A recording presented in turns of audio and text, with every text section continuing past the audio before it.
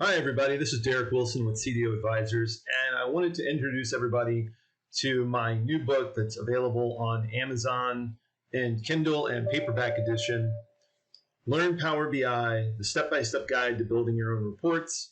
It is designed specifically for people that have very little experience with Power BI, that want a guide that helps them know the basics to importing data, adding visualizations to a report, modifying those visualizations, and then publishing that out to the Power BI service to share with other people. So I'm going to give you a brief view of one of the sample chapters that's available on my website. If you're new to Power BI and you want to learn how to use Power BI in less than 4 hours, typically it should take you between 2 and 4 hours to just go through the examples.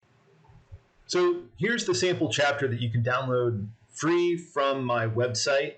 It's chapter 4 in the book, and it walks you through how to go and add data to Power BI. But really what I want to show you is just the layout of the book and how it works. So each section has specific topics, and those topics walk you through with lots of screenshots, step by step, how to go through and perform an action. So all of the action information is labeled step by step and very clearly goes through how to add information, what to do next, and each chapter is in this format with this level of detail.